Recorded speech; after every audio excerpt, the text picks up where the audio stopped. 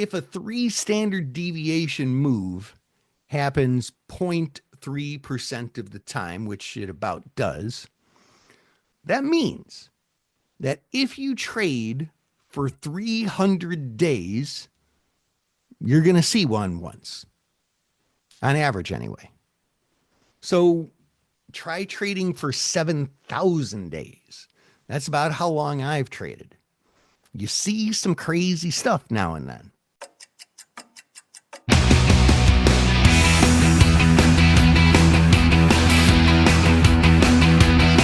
Hello, Wealth Builders.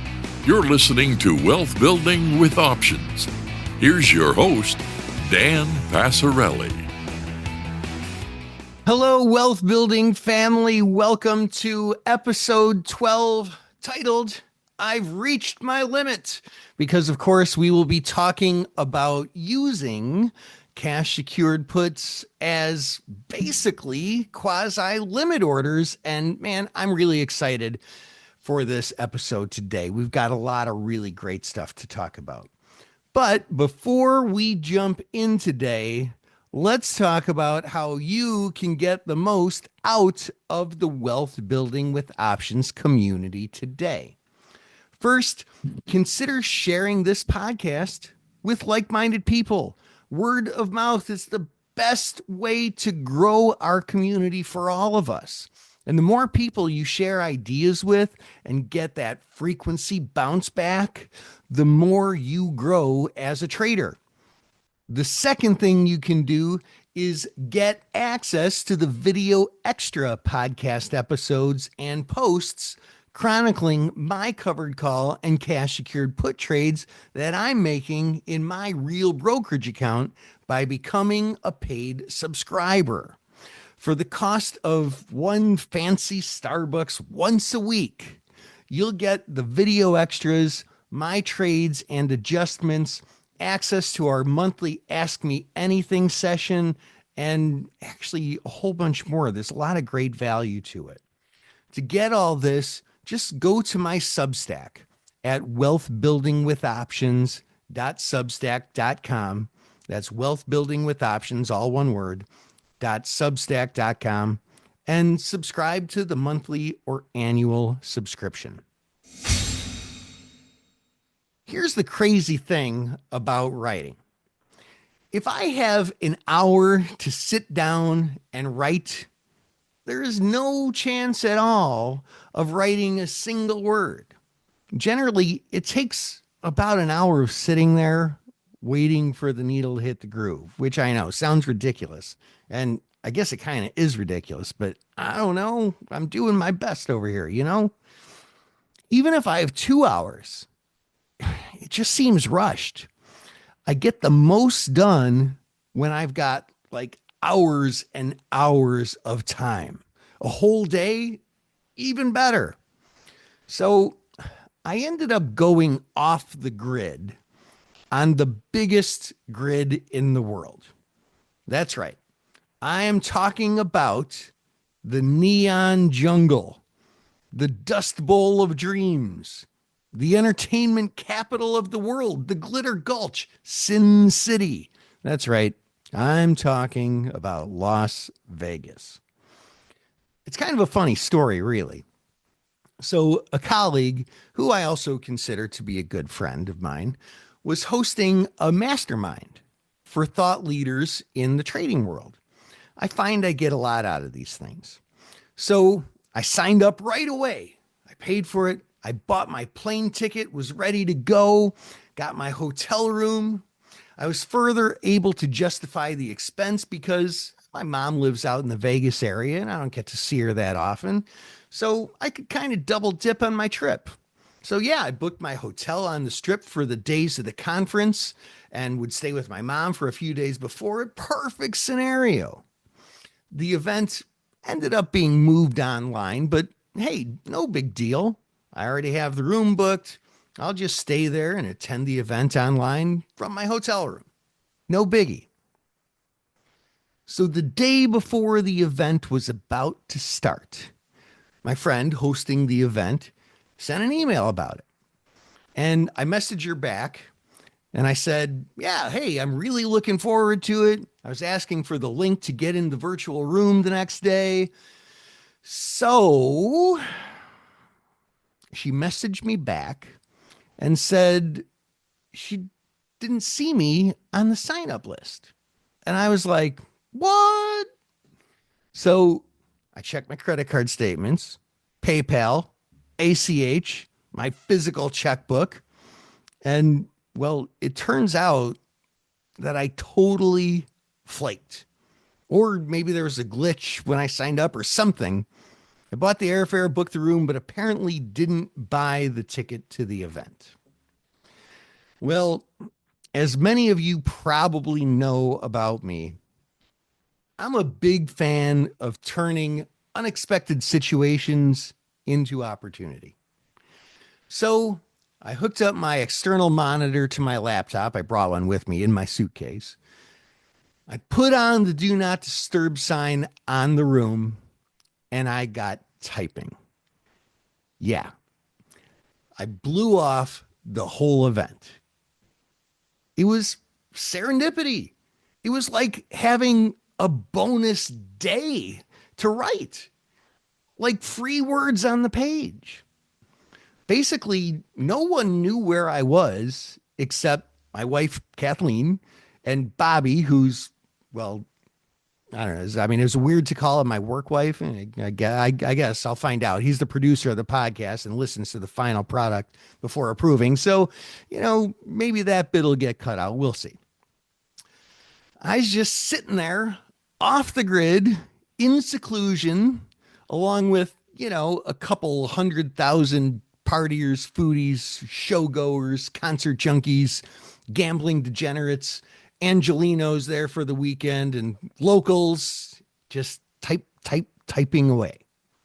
And hey, I got to enjoy some excellent food, people watching. I was able to rack up some more points on my Caesars players card. So, there's that too. Okay.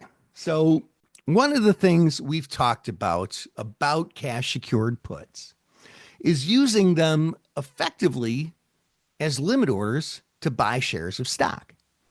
This is an excellent use case for them. The single biggest mistake that investors make that leads to failure in cash secured put trading is apprehension about getting assigned and outright regret after getting assigned. Why?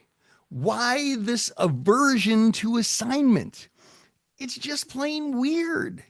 I mean, I do get it because I used to think that way. But now it's hard for my mind to bend that way now.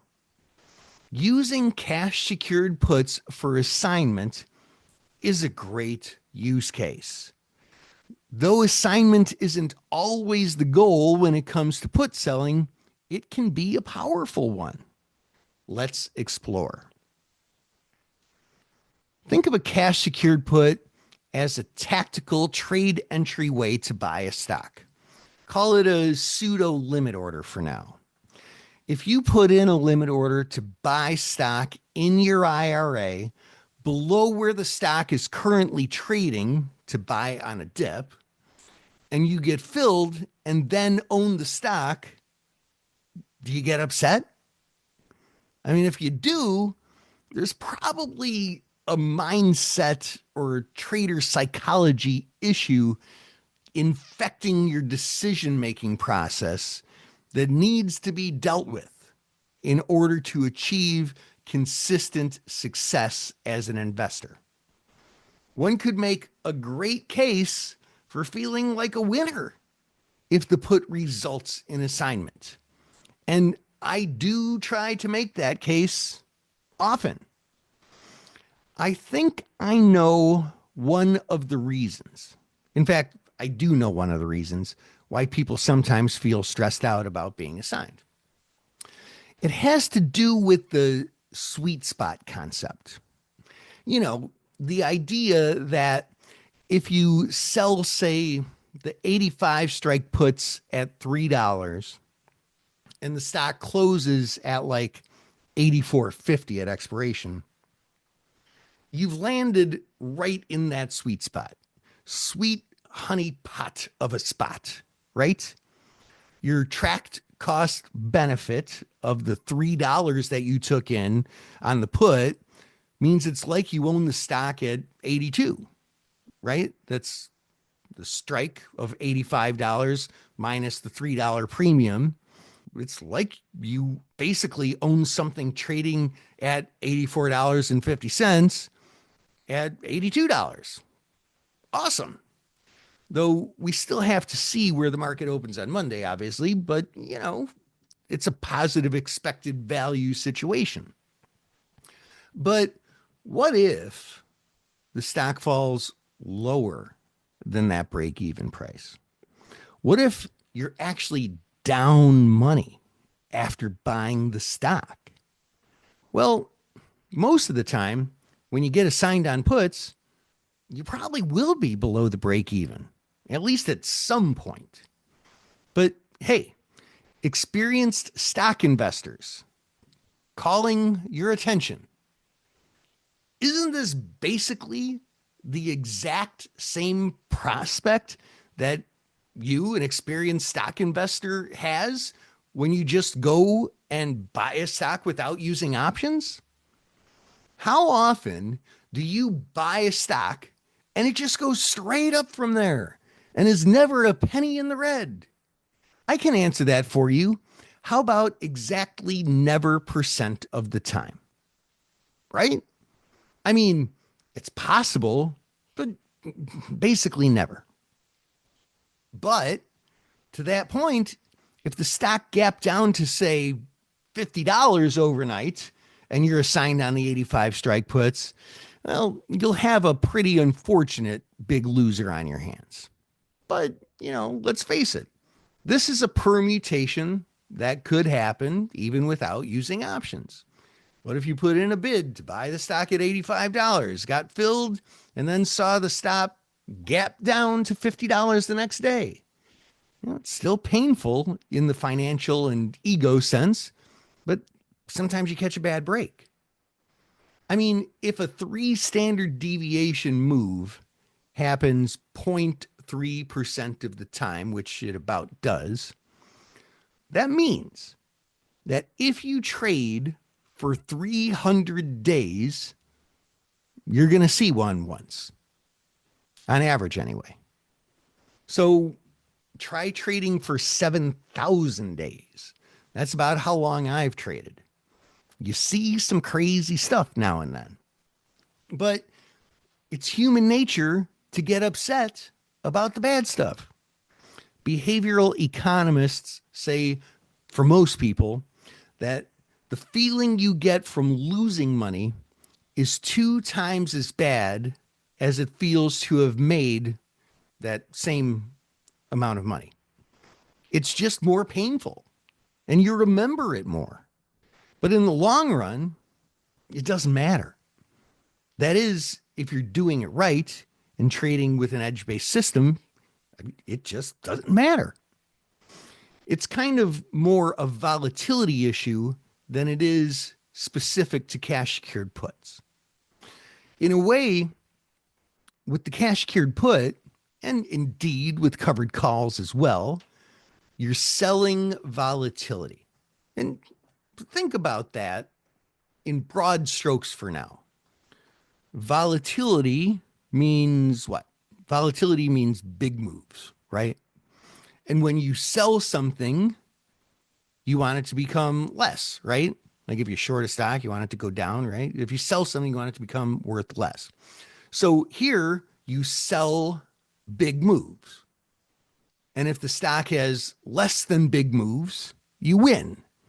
Though win is not semantically exactly correct here, but just like I said, broad strokes, this is kind of the concept.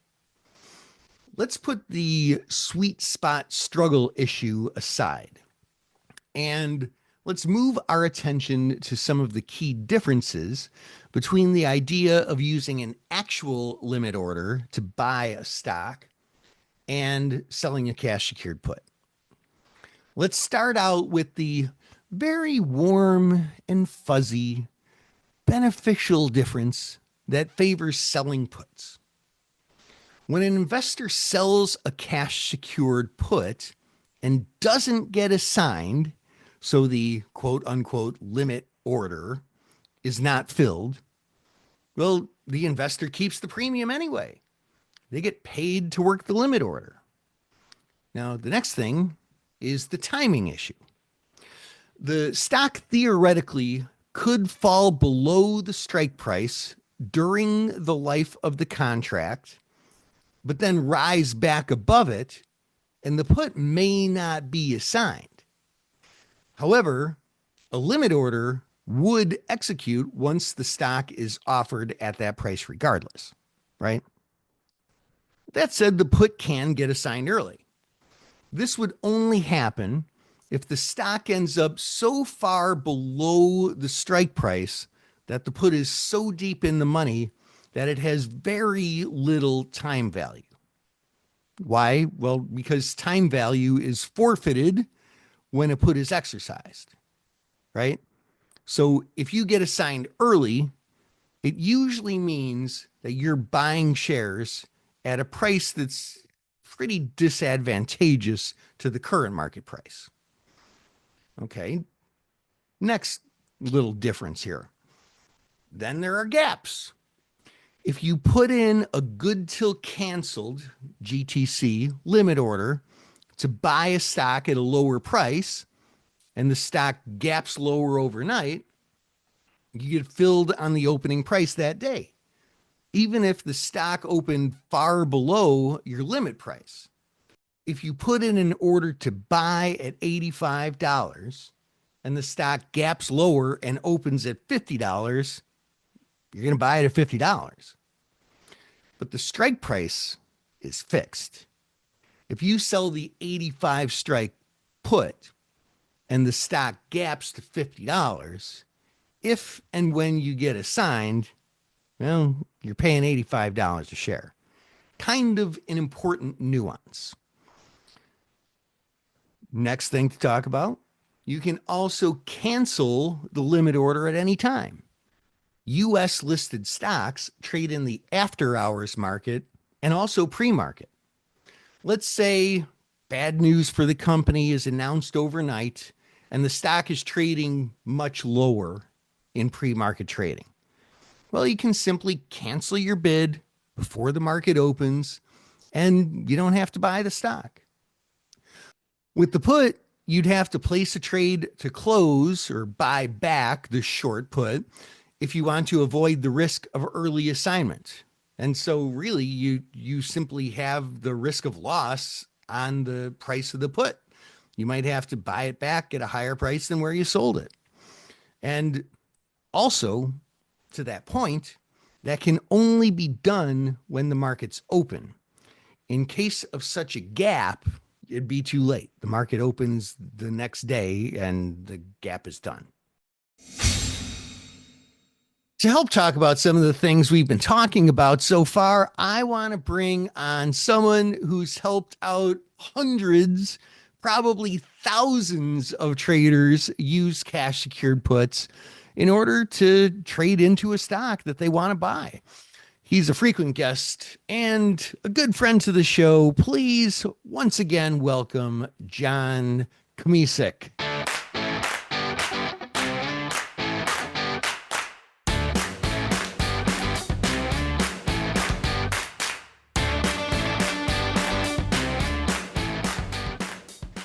Well, I'm happy to be here as always. I think it's up to millions. I think I've helped millions of traders now. So maybe not quite that much, but it's getting there. Kind of like McDonald's. We're getting there slowly but surely. So, all right. Hi, John. Welcome back to Wealth Building with Options. Always a pleasure. So, John, we've been talking about using cash secured puts for the specific purpose of trading into a stock, buying a stock, basically using it as a pseudo limit order. So, first of all, I mean, is this something that you personally have some experience with?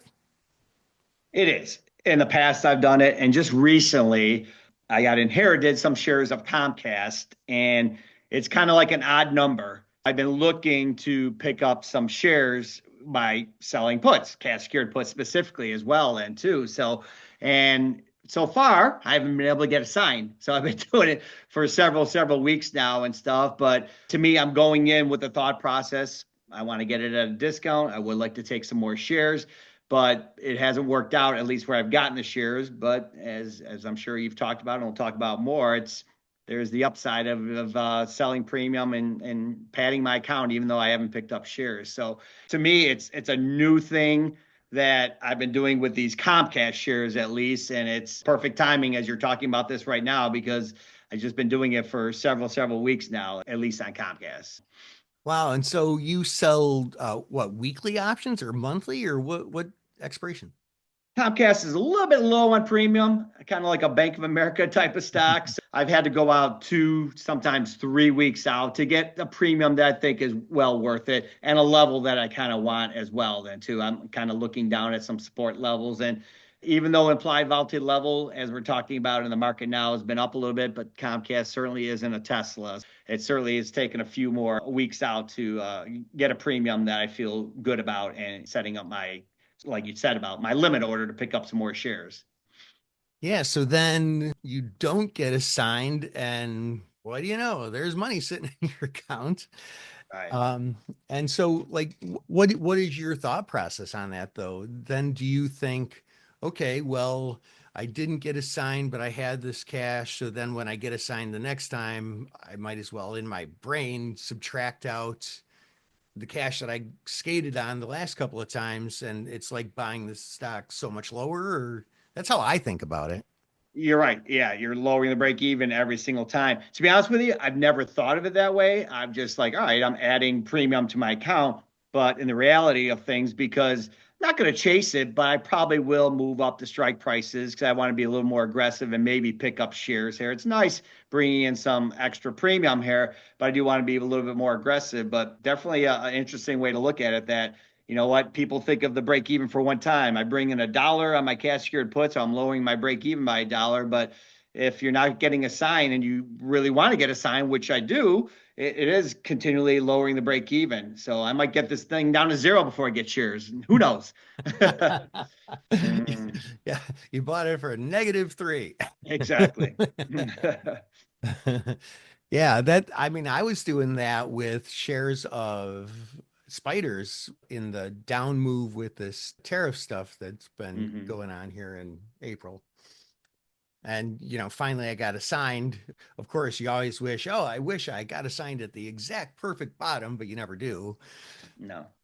But just all the times that I skated before then, like the strike price that I got assigned at, the way my brain works is I effectively bought it at a significantly lower price than the strike price. Hmm. Yeah, and you mentioned a little bit about how your brain works, but it is a psychological thing. I know you touched on it earlier, though, as well, then too. And I think it's a lot of people, when they go into these things, it all sounds well and good, and then when the stock starts moving lower, they panic a little bit and they kind of change their mind about things, so to speak, and stuff. And you can't go in that mentality, though. So I know you're going to touch on it again here a little bit as well, and I could follow up with you on it, but it is I mean, trading is psychological, but I think cover calls and what we're talking about here, cash secured puts, is even more psychological because, like you said, everybody wants to pick that sweet spot. You know what? Like buying at the lowest the stock's ever been, which of course is cash secured puts, and then selling perfectly when that stock has moved up there. Man, I got rid of it before these tariffs hit. This was perfect timing. I'm patting myself on the back. And I think a lot of that comes down to cash secured puts as well, picking it up at the lowest level, even though you're selling puts and not just buying the shares at that level. And it's huge amount of emotions involved. Yeah, and to me, like that's the funny thing is with selling any option, well, especially when we're talking about wanting to get assigned with cash cured puts, with covered calls, it's kind of like you're basically almost always wrong. Like you never buy the bottom, you never sell the top, but it all still kind of works out just okay. Mm-hmm. With all the skating that pads it, and with the, oh, when I sold the put and got assigned, I bought it lower. And then when I got assigned on the covered call, I sold it higher, which, it doesn't always work that way, but most of the time I think it does. Right. So it's like, yeah, that's kind of the funny thing about it in my mind. And I think I'm ripping this off from a guy that I was a clerk for like 25 years ago. He's like, yeah, when you sell options, you're always wrong. And I was like, yeah, I guess that kind of makes sense. You never really get it right, but somehow it just magically still works. Yeah. I know working with some of the student traders, and they could buy shares and the stock could just tank. And they're like, no, it's going to come back. It's going to come back. But when they sell a cash secured put and the stock is maybe $5 below that strike price, oh my God. Oh my God. That was the dumbest thing I've ever done. But no, they're down $50 a share, but it's going to come back. They look at it with a different mentality. It really does crack me up. I'm like, why are you thinking this way? And a lot of times I have to call to their attention that they're so upset about that stock moving below their break-even point on their cash secured put that if they would have bought those shares earlier, they'd be down a lot more. I know you mentioned that earlier as well, but it really is a big component. As you said, you're looking at it as almost kind of like entering as a limit order. But I think most option traders think of limit orders as profit-taking orders, or right then and there, I'm looking to get in a trade, or sometimes a day or sometime that day. And they look at this as it is a limit order, but well, you know what? If the stock goes much lower, though, forget about that because I just got ripped off on this trade, though. So it really is crazy, the thought process.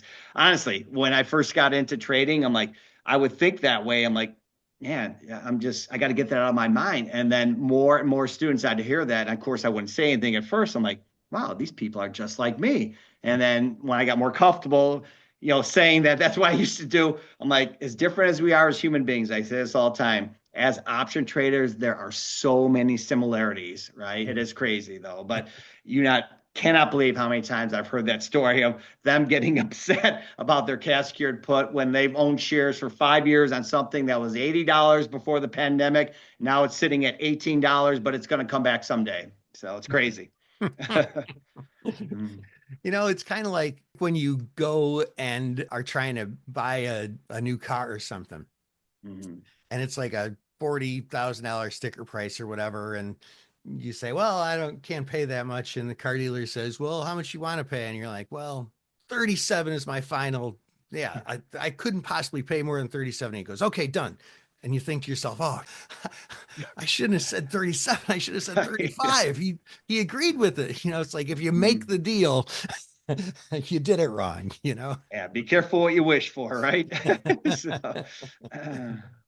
So you work with a lot of students on trying to get their heads wrapped around this. What are some of the techniques just mechanically that you work with them on? And then, maybe overcoming some of the psychology too.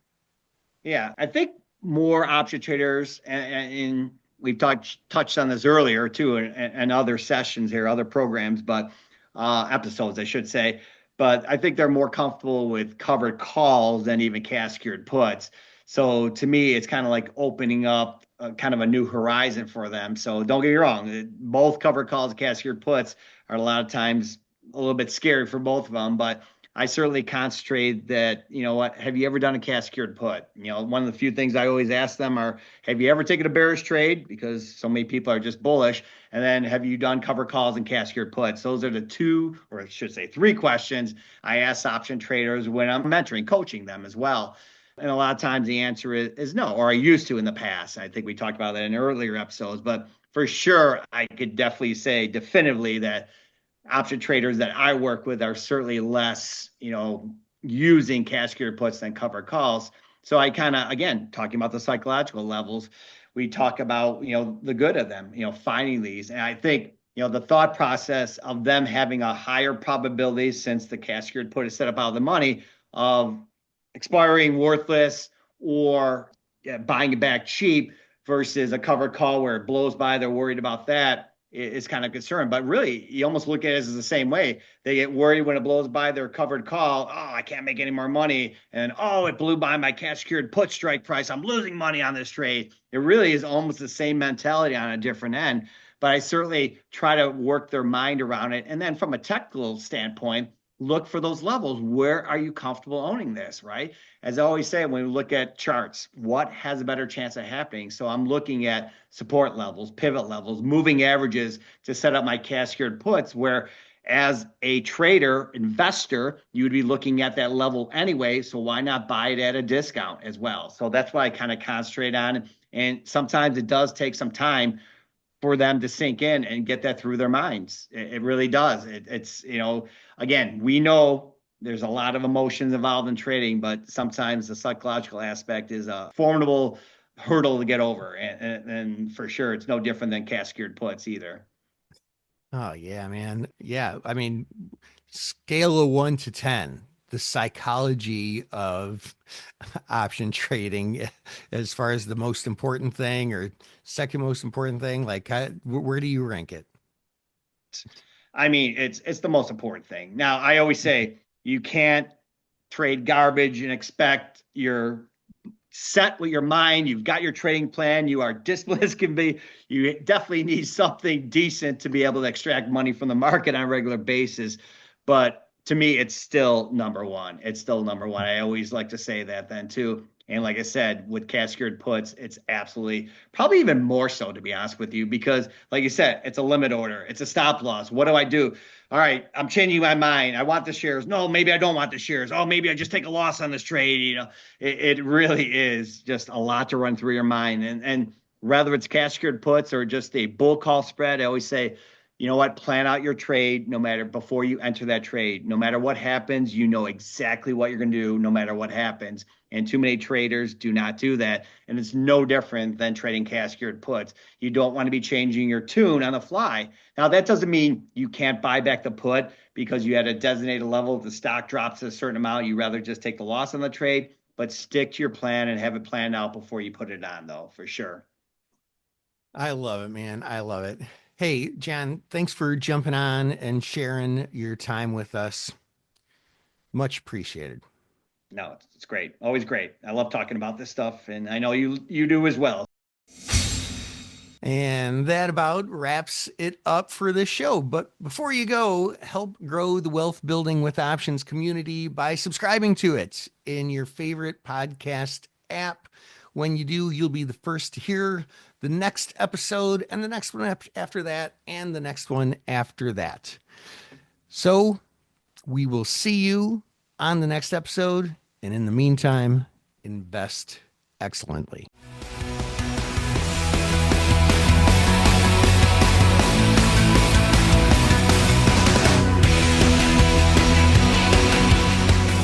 Options involve risk and are not suitable for all investors. Before buying or selling an option, read characteristics and risks of standardized options. A link is provided in the show notes. To learn more about your host, Dan Passarelli, please visit markettaker.com.